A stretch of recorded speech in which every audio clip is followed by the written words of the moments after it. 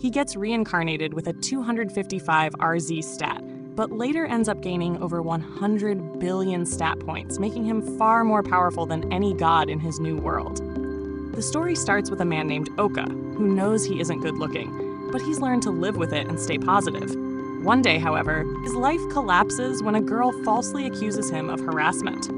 Oka denies it and tries to walk away, but he trips and spills his shopping bags, revealing the adult games he bought earlier. Everyone immediately assumes he's guilty. Realizing how unfair society is toward people who look like him, he pleads guilty just to avoid more humiliation. The judge fines him 300,000 yen and he's fired from work. Years pass, and we later learn the girl who framed him was finally arrested for repeatedly accusing unattractive men of harassment. But because she was underage, she only received probation. Meanwhile, Oka's life fell apart. Traumatized and unable to find work, he shut himself inside his parents' home. In the present, Oka is browsing the internet when he finds a strange post about mysterious disappearances happening around the city. Then he finds another message warning people to be careful when using their bonus points, or they won't be able to return to their world. He thinks it's just some weird prank, but since his life is empty anyway, he decides to follow the reincarnation guide. Suddenly, a notification pops up asking if he's ready to start a new life. It warns that coming back would cost half his lifespan. He assumes it's malware, but clicks next anyway, and a full character creation screen appears. He sets his appearance to the lowest level possible, and surprisingly earns bonus points for doing so. There's even a section for writing special conditions. Instead of choosing helpful perks, he sabotages himself, giving himself 0 income and a curse where he'll suffer if he ever touches a woman. But because each negative condition grants him points, he racks up over 100 trillion bonus points. Before he can spend those points on actual stats, the time limit expires, transported to another world. The next morning, Oka wakes up in his new body and meets others who completed the same ritual. One guy named C is already chatting with a few girls, but Oka isn't interested in socializing. He goes off to find supplies and spots a coin, but it vanishes the moment he tries to pick it up, reminding him he set his income to 0. Everyone eventually regroups and divides the starter items evenly. But C realizes they're missing 1 coin. Suspicion rises, and the girls start wondering if someone took it. When they question Oka, he feels disappointed that they think so little of him, but he knows he physically can't have money, so he gives up his share. C insists they shouldn't exclude him, but one girl, Seika, believes it adds up since he was the only one who didn't find any coins. Oka then asks if he can at least take the axe instead, but C tells him he's just setting himself up for failure again. Oka is confused, so Sai clarifies that he was actually criticizing himself, explaining that selfishness ruined his past life. They decide to settle the weapon distribution with rock, paper, scissors, and Oka ends up with a club while Sai takes the axe. Sai tries offering a handshake, but Oka refuses, determined not to repeat the mistakes of his past. He chooses to go solo. Sai shows the group a map and recommends heading to a nearby town called Ira. Oka agrees to travel with them only so he can split off halfway, but as soon as they open the door, a goblin is waiting. C kills it instantly, but more goblins begin swarming toward them. C immediately tells Ritsu to fight alongside him while asking Oka to guard Seika, who is trying to load her arrows. Oka is impressed that C naturally takes command, but he notices that Seika is struggling just to string her bow. He wonders why she even picked archery if she can't handle the basics. Suddenly, a goblin lunges at Oka. C yells for him to deal with it, but when Oka smashes the goblin with his club, it barely scratches the creature. Seika is shocked at how weak he is. The goblin lands a hit on Oka's legs, knocking him to the ground.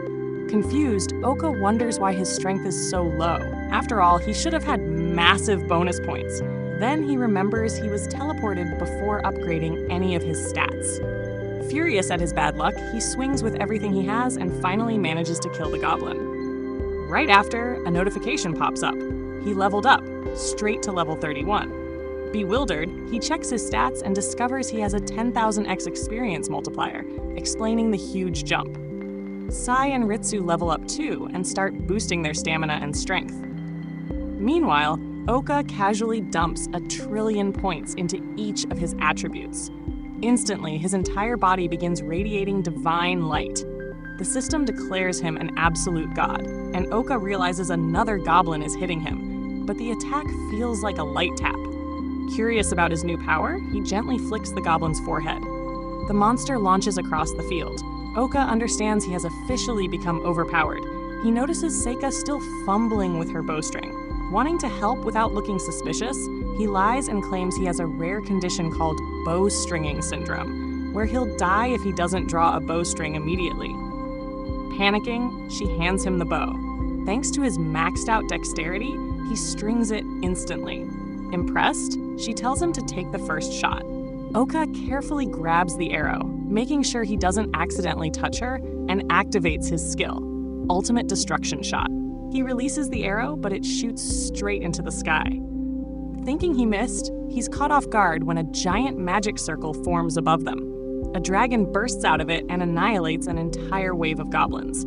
Everyone is stunned, and Seika asks how he pulled that off. Oka casually claims he used to be in the archery club. Seika says she'll take care of the remaining goblins, so he hands the bow back. As more goblins charge in, C tells her to cover the group. She fires, but every arrow flies way over the enemies' heads. She quickly runs out of ammo and sulks in frustration. To help without revealing his power, Oka uses his craftsmanship skill to conjure new arrows and quietly tells her she dropped them. She picks them up and shoots again, but misses every single one. C and Ritsu finish off the last goblins, and Oka, concerned about Seika, decides to stay with the group a little longer. They eventually reach the town of Aria, and the sight of a hamburger shop lifts everyone's spirits. As the group enters, Oka backs away, thinking he needs to maintain his isolated lifestyle. He sits near a fountain, but his stomach growls. He has no money to eat. To his surprise, Seika approaches him. Startled, he falls into the fountain. She asks if he's okay, then hands him a burger as thanks for helping her earlier. Oka is moved by her kindness. When she hears his stomach growl, she realizes he's broke, but he hates being called poor. As he reaches for the burger, his fingers lightly brush against hers. Instantly, he's electrocuted by his self-inflicted curse. His HP drops by 50 trillion, and the burger flies into the wall. Seika starts crying, thinking he rejected her gift. Panicking, Oka uses his corporate communication skills and tells her she's so beautiful that his hands shook from nervousness. She blushes and apologizes, offering him her second burger. Oka realizes it was actually her lunch, but she insists it's fine. She's rich, and he helped her earlier. Oka happily eats it, touched by her generosity. Feeling like he owes her, he decides not to go solo yet. Instead, he chooses to stay with the group until he can repay her kindness.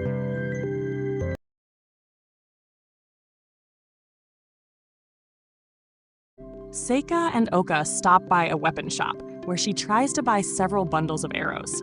The shopkeeper tells her their stock is limited, and Oka notices her bag is already stuffed with arrows. Even though he could easily make more for her, he knows giving them away would look suspicious. A moment later, C and Ritsu show up and tell them they've secured a new inn. Oka, however, says he'll sleep at the park instead. Seika assumes it's because he's broke and offers to pay for his room, but he refuses, not wanting to trouble her. She becomes upset, thinking he dislikes her, but he quickly reassures her. She grabs him by the arm and drags him along, and he realizes he's not taking any damage because she's only touching his clothes, not his skin. Later at the inn, C organizes their money, while Oka silently worries that he can't keep depending on Seika's generosity. Unless he finds a way to earn money despite his curse, he might have no choice but to return to the world they escaped.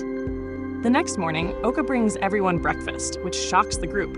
He lies, saying a kind stranger gave it to him. Seika gently scolds him, saying begging isn't good, and tells him to ask her for help if he ever needs money.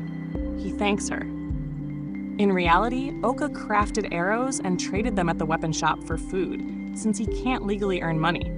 Even though he lost value in the trade, he's happy he could give something back to Seika. After they eat, C says they need to prepare for their next mission. Seika wants to explore the city first, but Sai reminds them they need a steady income. He suggests checking out a nearby cave, which excites Seika, though Ritsu is unsure if it's safe. Suddenly, a man named Shiro approaches and asks if they're heading to Arga Cave. He tells them they'll need an expert navigator and reveals that he's also a reincarnated adventurer, which immediately worries Oka. Shiro looks surprised by how ugly Oka is and then shows them an item that can get them discounts at inns. He says they should have found one in their first log house, but shares his since they don't have it. C asks who he is, and Shiro introduces himself as a guide for beginner adventurers. Oka finds him suspicious because he only works with newcomers, but he's confident he can protect everyone if Shiro tries anything. Sai points out they're low on funds, and hiring Shiro is likely a smart investment. They agree to hire him and set off for the cave. On the way, a group of goblins appears. Seika fires several arrows but misses every shot. Shiro tells her to conserve her arrows, but she insists she has plenty. He tells her to imagine that every arrow costs 100 million yen. Taking him seriously, she aims with more care and finally hits a goblin, surprising the group. They continue traveling. Shiro trains Ritsu and C, while Seika practices by shooting at a tree, but she keeps missing. Shiro notices that Oka isn't practicing anything, and Oka quickly claims he doesn't have any skills worth training. Shiro comments that club users possess an insanely strong ultimate ability, and Oka knows he's not lying. We learn that when Oka left town to craft arrows, he encountered a massive orc and tried to test his strongest club skill. But the system warned him that activating it would cause destruction across a 200-kilometer radius, so he immediately chose not to use something that catastrophic. Shiro advises him to participate more in battle or he'll end up retiring early, just like Shiro did. He confesses that he used to belong to a mercenary group, but quit halfway through after noticing the huge gap between his strength and the captain's, even though they joined at the same time. His former teammate eventually became a king and reached level 80, with an average status of 160. Shiro assumes Oka is impressed, but Oka is actually stunned by how weak the king sounds. Shiro simply encourages him to keep moving. They soon reach the cave entrance, and Oka can tell from its appearance that it's going to be a fascinating place. They step inside, and he spots Seika trembling, making him wonder if she's still a child. She gets excited when she sees the stalactites, but Shiro warns her that they can fall at any time, causing Oka to question her age again. She politely asks how old she is, explaining that he was 30 in their previous world. Seika surprises all of them by saying she's 17. They expected her to be far younger. Shiro leads them deeper into the cave, where they run into some bats and defeat them without difficulty. Eventually, they arrive at a massive door. Seika eagerly waits for someone to open it, only to realize no one is even trying. Shiro explains that it's the boss room and that entering it would get her killed, prompting her to hide behind Ritsu. C recommends they call it a day, but Shiro tells them he planned a special event and guides them to a room he claims is completely safe from monsters and magic. Oka, however, knows his ultimate attack could still obliterate it. Inside, Seika spots snacks on the table. Shiro tells them it's a mini celebration for adventurers who made it this far. But Oka quickly realizes the food is drugged with a strong anesthetic, though it won't affect him. C politely refuses, saying they need to head back before nightfall, but Shiro reassures him that no one is being forced to celebrate. C suddenly apologizes and admits he misjudged Shiro earlier, now believing he's actually a kind person. They all start eating the food, and Oka tries to stall them so he can secretly cast antidote magic. He asks what they were doing before coming to this world, but his question shocks everyone, and he immediately regrets bringing up something so personal. Still, C offers to share his past. We flash back to C's old life. He was a student who hated school, eventually leaving home. He later created a company called Success Life, which Oka recognizes. He once collaborated with them. Sai explains that a salesman once visited to sell him a machine, and when Sai tried bargaining, the salesman's positive attitude stood out. That salesman told him to enjoy life more. Inspired, C left his company, traveled, and expanded his business. His company improved for a while, but later went bankrupt because of an incident involving AI development. causing everyone to suffer and leaving him mentally unstable. Feeling like he failed the salesman who encouraged him, C left his old world vowing never to disappoint others again. His story makes everyone emotional. Sai reveals the salesman's name was Mr. Shagaru. When he asks Oka for his last name, Oka, knowing he was the salesman from the story, quickly lies and says Sasaki. Suddenly, everyone collapses as Shiro and his group appear. He laughs, pleased that the job was so easy since his targets were so trusting. But Oka remains conscious. The men cuff his hands, triggering memories of his past life where he was falsely accused. With everyone else unconscious, he prepares to unleash his full power, but then C unexpectedly stands up, resisting the drug's effects. He warns the enemies not to lay a hand on his friends, but they grab him anyway. Oka hesitates to fight back at first, worried he might injure C in the process, but Sai resists on his own. The attackers fling him aside, giving Oka a brief opening. Shiro then orders his men not to harm the captives because damaging them would lower their value. That's when Sai pieces everything together. They've been abducting reincarnated adventurers. He calls them villains for hunting people who were just hoping for a fresh start, and he vows not to forgive them if they dare to touch his friends again. Shiro laughs at his threat and commands his men to restrain them. But Oka charges in and tackles the group using his own body weight to knock them over. Sai urges him to flee, boasting that he can wipe out the enemies with one blow, something that shocks Oka. Before they can act, Shiro orders another attack. Oka dives in once more, using his weight as his weapon, but the group overwhelms him and begins fighting dirty. Enraged, C decides it's time to unleash his trump card, an ability he gained by converting all of his bonus points into a vow never to betray his friends. He explains that this ultimate skill activates whenever he's consumed by anger and demands the enemy surrender, but they mock him instead. Shiro charges at C, but Oka blocks the strike with the shackle around his wrist. Sai tells him to move, but Oka insists that he wants truly good people to have the chance to redeem themselves, so he'll protect Sai while he readies his ultimate technique. Sai then undergoes a dramatic transformation, sprouting wings that leave everyone stunned. At that moment, he reveals his true name, Aldine.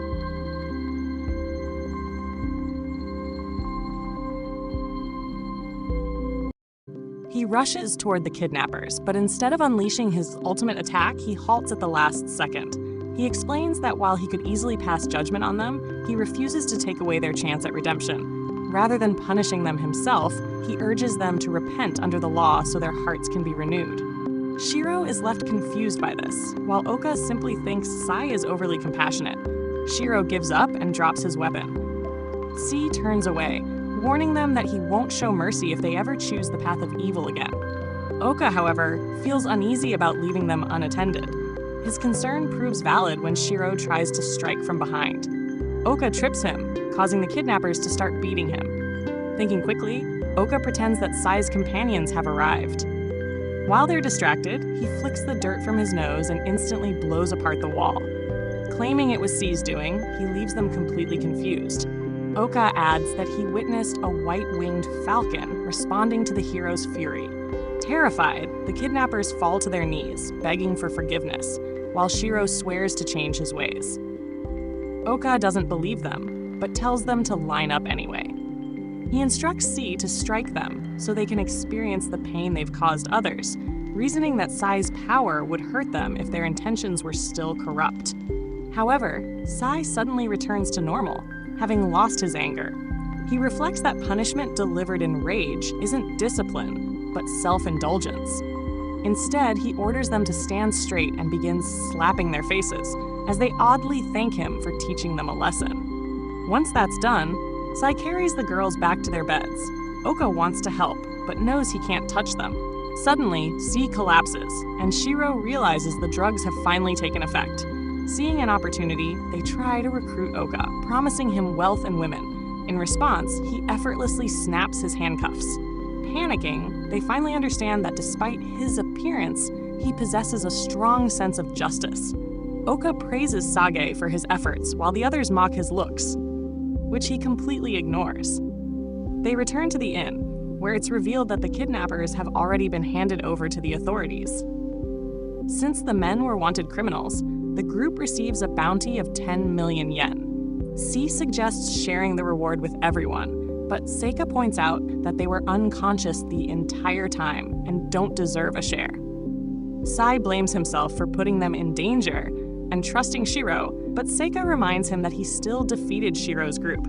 Curious, she asks if Oka had been awake the whole time. C explains how Oka used his own body as a shield, prompting her to call him the real MVP. Sai offers Oka a portion of the money, but he refuses, explaining that his curse prevents him from accepting it. Using his salesman skills, he lies, claiming he's terrible with money and wastes it easily. Sai distributes the reward evenly, but when Oka once again declines his share, Seika volunteers to hold onto it for him. C objects, pointing out her habit of impulse spending. Later, Seika takes Oka to a restaurant. As she orders lunch, Oka calculates that with 25,000 ringgit, he could repay her and survive on his own, meaning this might be their last meal together. Just then, Seika returns with a massive burger and tells him to be thankful. He expresses his gratitude, which clearly pleases her. He reflects on how distant she once was and realizes how much she's changed. She casually mentions that she fell in love with burgers 2 days ago, making him realize she must have eaten her first one recently, suggesting a sheltered upbringing. When she asks about his stats, he lies and says they're average. She sighs, saying it's a shame he didn't optimize character customization. She then explains a trick she discovered. Lowering the appearance stat grants bonus points. He assumes she didn't reduce her looks, but she shocks him by revealing she set it to -16. Completely baffled, he can't understand how she's still so beautiful despite that. She then explains that she left a special request hidden in the notes beneath her stat sheet, asking to be beautiful. Hearing this leaves him stunned. He immediately regrets not using the same loophole himself. He could have remade his appearance into that of a handsome model. To make things worse, he can't even remember his own real name. Their conversation is interrupted when she suddenly spots a cat and excitedly says she's never seen one up close before. He encourages her to go pet it. She stands up and begins hopping around in excitement, amazed that she can finally move freely, which surprises him. But she stumbles. He instinctively rushes forward to catch her, yet she manages to regain her balance and asks why he reacted so strongly. Embarrassed, he claims he was just stretching. She then happily goes off to play with the cat. He excuses himself to the restroom, where he quietly breaks down in tears. He recalls how earlier, when she spoke about wanting to be pretty, she touched her hands rather than her face. That detail makes him realize she likely suffered from an illness in her previous life that affected her limbs. The thought of such a young girl enduring that kind of hardship deeply pains him. Suddenly, he remembers that he carries the title of an absolute god. With that responsibility in mind, he decides it's his duty to help her. Seika begins knocking on the door, asking if he has a stomach problem. He tells her he'll be out shortly, but privately reflects that her lack of social awareness likely comes from being bedridden in her past life. When he exits the restroom, he finds her waiting outside, concerned about his health. They rejoin the others, and C suggests assigning roles to improve their combat effectiveness. Sai chooses the path of a hero, staying true to his dream, while Ritsu decides to become a mage. He believes Oka would be best suited as an epic fighter. Seika interrupts, saying she also wants to be a hero. But Oka suggests she try becoming an epic fighter like him instead. She declines without hesitation. After equipping new gear and completing their class changes, Seika proudly approaches Oka, announcing that her outfit proves she's now a proper great mage. Later, the group gathers as Sejay announces their next destination, the Principality of Valyria. He also warns them not to overspend on snacks, which immediately dampens Seika's mood. Trying to cheer herself up, she asks Ritsu if she'd like to jump rope together, and Ritsu agrees. They head to the park, while Oka smiles, happy to see them bonding. This leads into a flashback of their visit to the weapon shop, where Seika showed interest in fighter weapons. Oka explained that mages rarely rely on weapons, and, with help from the shopkeeper, persuaded her to buy a jump rope instead. He demonstrates how to use it, surprising her with how agile he is despite his large frame. Noticing she seems distracted, he asks what's on her mind. She admits she wants to teach Ritsu but feels she's too distant. Oka realizes Ritsu probably values privacy, especially since they all fled their previous lives. Still, he comes up with a plan to help bridge the gap. Back in the present, Oka secretly watches from behind a bush as the two girls practice. Ritsu quickly masters the rope. When Seika asks her to introduce herself, Ritsu suddenly freezes and stays silent. To ease the tension, Seika gives her the nickname Breeze, inspired by her light movements.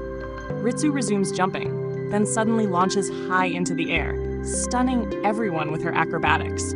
As she lands, people gather around her, showering her with praise and inviting her to join their group. Overwhelmed, Seika suddenly bursts into tears, prompting Oka to step out of hiding. The crowd reacts harshly to his appearance, even suggesting he be arrested, but Ritsu defends him, explaining that he's part of her party. The onlookers struggle to believe her. Oka gently scolds Ritsu, telling her it was hurtful to ignore Seika and that she should at least respond when someone speaks to her. Ritsu apologizes and runs off. Later, Seika finds a message from Ritsu apologizing for her behavior and thanking her for the beautiful nickname. She asks to be friends, which fills Seika with joy. Seika goes searching for her, while Oka senses where Ritsu is hiding and tells her to come out. Ritsu leads him to another room and suddenly drops into an awkward kneeling bow as she apologizes again.